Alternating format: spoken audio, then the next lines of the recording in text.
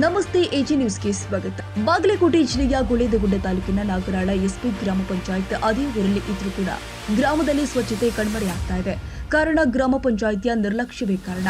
ಗ್ರಾಮದಲ್ಲಿ ಸ್ವಾತಂತ್ರ್ಯ ಹೋರಾಟಗಾರ ದೇಶ ಪ್ರೇಮಿ ಕ್ರಾಂತಿವೀರ ಸಂಗೊಳ್ಳಿ ರಾಯಣ್ಣ ಪುತ್ಥಳಿ ಪಕ್ಕದಲ್ಲಿ ಹಾಗೂ ಹಾಲು ಉತ್ಪಾದಕರ ಸಹಕಾರ ಸಂಘದ ಮುಂದೆ ಕೊಳಕು ಗಲೀಜು ಗಬ್ಬೆದ್ದು ನಾಡ್ತಾ ಇದೆ.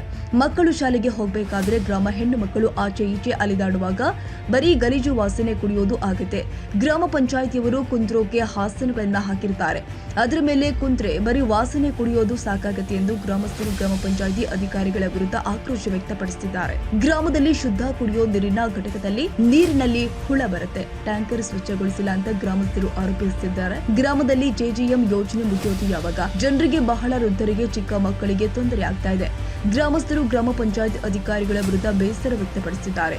ರಾಜ್ಯದಲ್ಲಿ ಮಹಾಮಾರಿ ರೋಗ ಡೆಂಗ್ಯೂ ಜ್ವರ ಹರಡುತ್ತಾ ಇದ್ದು, ನಾಗರಾಳ ಎಸ್ಪಿ ಗ್ರಾಮದಲ್ಲಿ 6 ವರ್ಷ ಪುಟ್ಟ ಕಂದಮ್ಮನನ್ನ ಮಹಾಮಾರಿ ಡೆಂಗ್ಯೂ ಜ್ವರ ಬಲಿ ತೆಗೆದುಕೊಂಡಿದೆ. ಗ್ರಾಮಕ್ಕೆ ಸೊಳ್ಳೆ ಬಾಗಿಲು ಗ್ರಾಮವನ್ನು ಸ್ವಚ್ಛತೆಗೊಳಿಸುವಲ್ಲಿ ವಿಫಲವಾಗಿದೆ. ಸಂಬಂಧಪಟ್ಟ ಆರೋಗ್ಯ ಇಲಾಖೆ ಅಧಿಕಾರಿಗಳು ಗ್ರಾಮಕ್ಕೆ ಭೇಟಿ ಕೊಟ್ಟು ಪರಿಶೀಲನೆ ಮಾಡಬೇಕು ಅಂತ ಗ್ರಾಮಸ್ಥರು ಒಂದು ಮನವಿ ಮಾಡಿದ್ದಾರೆ.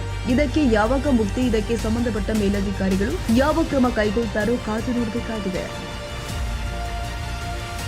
ತಾಜಾ ಸುದ್ದಿಗಾಗಿ ಎಜೆ ನ್ಯೂಸ್ 24x7 ಗೆ ಸಬ್ಸ್ಕ್ರೈಬ್ ಮಾಡಿ ಮತ್ತು ಬೆಲ್ ಐಕಾನ್ ಒತ್ತಿ ತಪ್ಪದೇ ಲಿಂಕ್ ಶೇರ್ ಮಾಡಿ.